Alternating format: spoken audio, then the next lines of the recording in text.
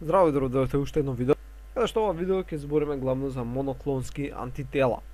Сега, ова го разгледавме кога зборевме за воведот, за антигени и антитела, но сега ќе го разгледаме повторно, подетално. Сега, знаеме дека кога ќе се прикаже некој си антиген кој ќе се сретне во организмот, така што го бележувам дека на сликава, нормално дека тој има различни епитопи, така места на кои може да се врзат различни антитела. И дека се бележени со црвено, зелено, нели, жолто и виолетово, 1, 2, 3, 4. Така. И сега поентата е во организмот ќе се најдат некои си антитела кои ќе се врзат со секој од овие епитопи на антигенот. Така го имаме дека црвеното антитело, го имаме виолетово, така. Имаме зеленото и го имаме жолтово антитело. И сега ги имаме различни антитела кои може да се врзат и нормално нели кои се врзе, па се активираат Б клетките и тие Б клетки ги продуцираат овие антитела и ги прават во циркулација. Сега, ние можеме да земеме крв од стаорецот, така добиеме плазма, па од плазмата да изолираме серум. И сега, внатре во тој серум што ќе го изолираме, ќе ги имаме сите овие антитела кои го врзуваат тој антиген. Така, ќе ги имаме црвените, ќе ги имаме жолтите, така ќе ги имаме зелените и виолетовите, кои се бележени овдека со бројки. Antibody 1, antibody 2, antibody 3, antibody 4. И нормално може да има повеќе, зависи колку епитопи имал антиген. И ова се нарекува поликлонски антисерум. Така, запишано дека доле, ама ајде ќе запишам.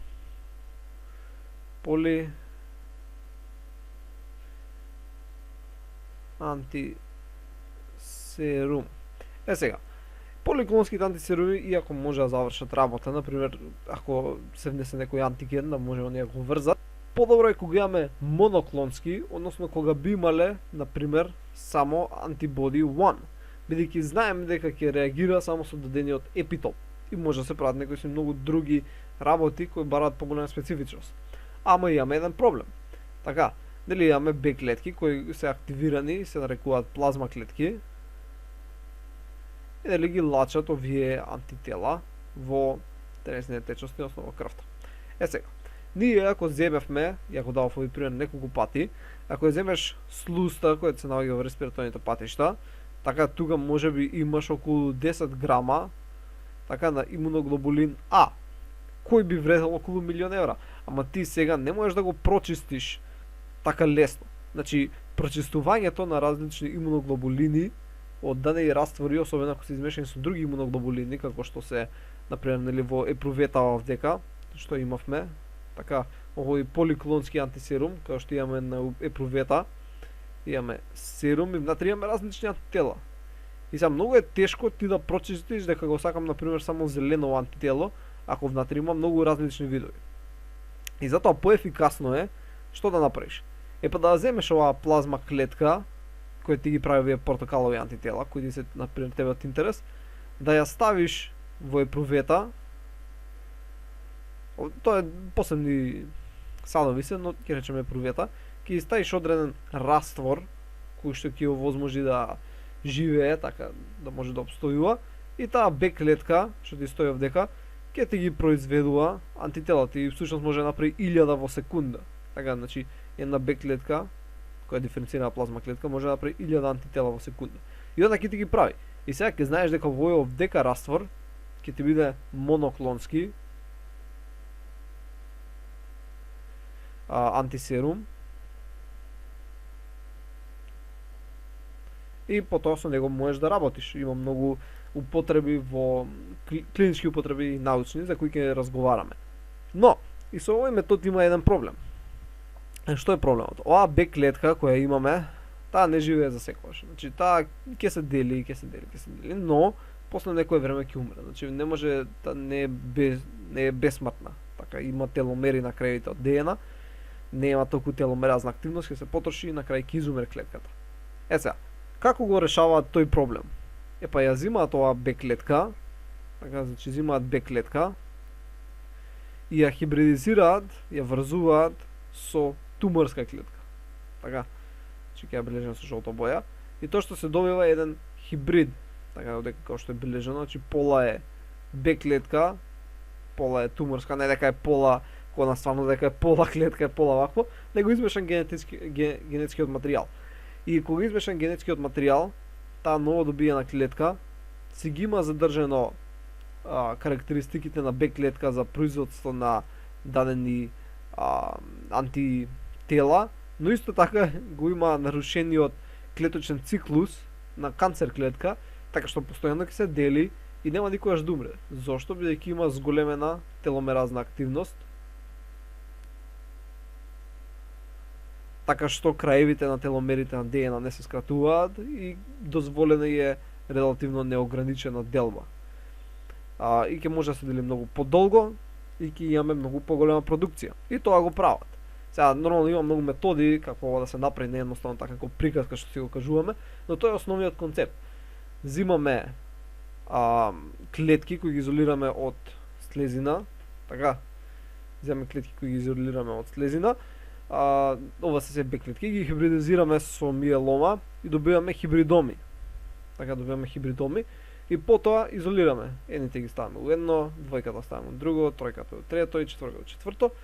И си имаме раствор кој постојано ќе се прави само еден вид на антитела. И ова ти е мултимилионски бизнис. Ама сега има еден друг проблем. Проблемот е што најчесто се изолираат Б клетките од глушец. Сега, зборевме дека кај глувците антителата, бидејќи се друг вид, така, имаат различна структура, така што основниот дури константниот дел е различен, односно имаме изотипски епитопи. И одноставно тоа би правило проблем кога би се внеле такви антитела кај нас, бидејќи нашиот организам ќе ги смета тие антитела за антигени. И денес како го решаваат овој проблем? Сега, овој проблем како го решиле, едноставно ќе ја најдеш Б клетката која го прави ова антитело кој ти е од интерес. Ти си го добил ова антитело од интерес бидејќи си го си внел одреден антиген во глушецот, така.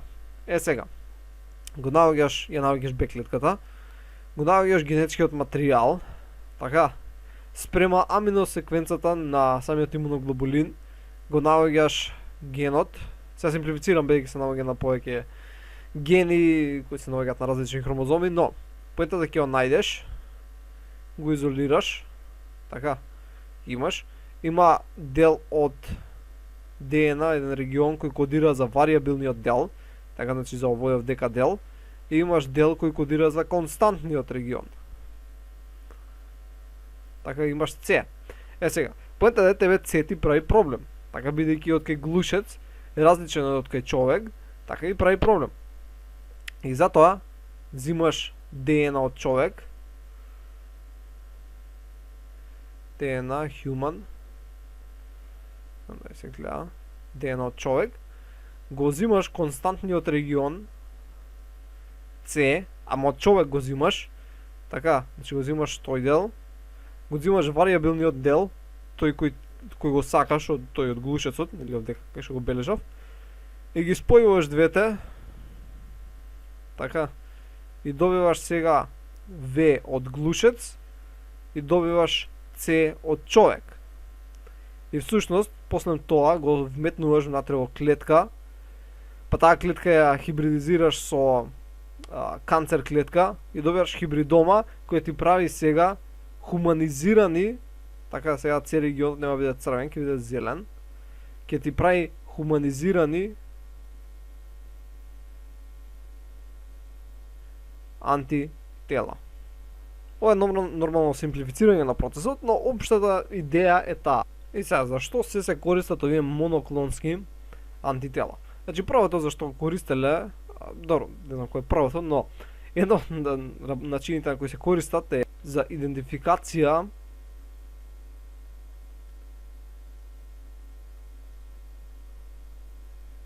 на фенотипски маркери на одредени клетки.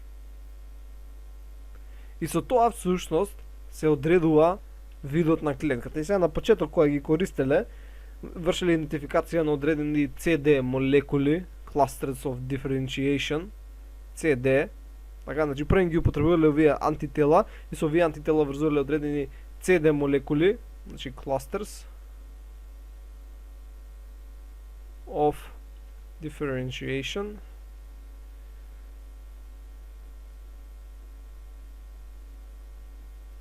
И затоа имаме доста имунологија, викаме CD80, CD13, CD вакво, CD такво. Значи тие биле првите што една група на антигени, молекули кои биле препознавани од антителата на нашите собствени клетки и спрема нив вршеле некоја си класификација и така останало. Не дека се еден вид на молекули, него едноставно се група на која се работи. Група на молекули кои користеле.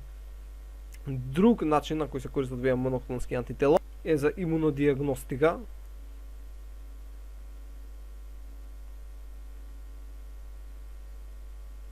Односно, ако имаш одредени антитела кои врзуваат одредени продукти, можеш да знаеш дека си болен од нешто од нешто. Така, бидејќи имаш одредени антитела кои врзуваат само ова, и ако го врзат тоа, например, во некој си екскрет од урината или слично, знаеш дека имаш тоа и тоа. Се користат за идентификација на тумори,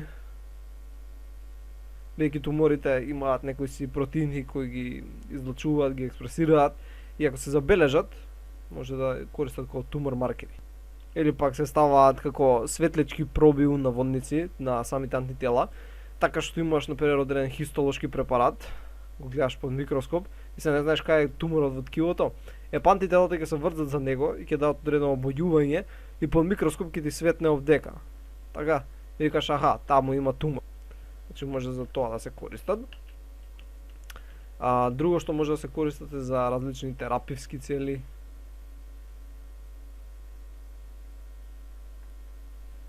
Во смисол, например, имаш некоја молекула која многу се лачи во организмот, која прави проблеми.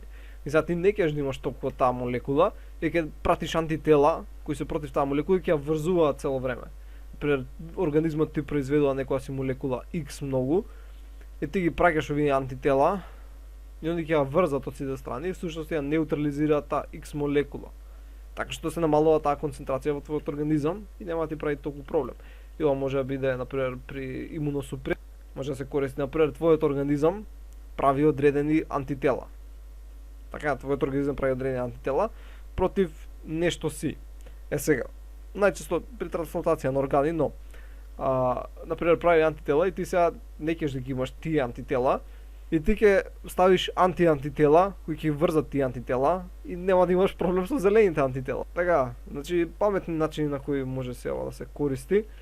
Има некои други примени, но нема да се задржуваме на тоа. Едноставно, како последно што ќе спомнеме е всушност правење на абзими. Сега, абзими всушност доаѓа од сврзани зборови аб како antibody и зими од ензими. Односно, ова е идејата дека некои антитела, така некои баш специфични антитела, може да посредуваат на сличен начин како ензими. Со тоа што ова антитело ќе обврзе одреден антиген, така некоја си молекула, така што ја стабилизира структурата на овој антиген. И овој антиген сега може да подложи под одредена хемиска реакција, бидејќи се намалува неговата активациона енергија. Така се намалува активацијата енергија и сега може да премине во некое си под друго соединение, се поради тоа што бил стабилизиран од страна на антителото. Така, значи сме имале антитело кој го врзува некој си антиген, антигенот е стабилизиран и сега многу лесно може да премине во некоја си друга форма и всушност антителово е на некој начин како ензим се однесува. И затоа овие се антитело ензими, така како antibody enzymes, односно абзими. Иако нема некоја си денеска многу практична улога тоа, бидејќи се тешки да се најдат овие антитела кои учествуваат како ензими, сепак тоа е еден интересна работа која можеби ќе се развие во иднина. Исто друго што не спомнав е одредување на концентрација на различни органски молекули. И принципот на кој тоа работи, например, имаш одредена молекула X, каде што сакаш да знаеш колка концентрација имаш во одреден раствор. Така ти имаш раствор и ја имаш оваа субстанца X. И сега ти можеш да пратиш антитела кои ќе ја врзат, така, таа или ќе се сталожи, или пак на самите антитела можеш да ставиш како радиоактивна проба, која кога ќе се врзе може да ги се ослободи и дава осветлување. И во зависност од концентрацијата, силата на осветлувањето, можеш да знаеш концентрацијата на X. Бидејќи што е поголема концентрацијата X, тоа повеќе антитела се врзале, тоа повеќе радиоактивни проби се испуштиле, тоа е по силно зрачењето. И така. Тоа беа некои си работи за моноклонски антисерум. Седам нека сега повеќе го цените како сите можности кои може да се отклучат со истражување на антителата и дека имате некој си подлабоко разбирање на целата оваа тематика. Ви благодарам што гледавте и ќе се видиме во наредното видео. Довидување.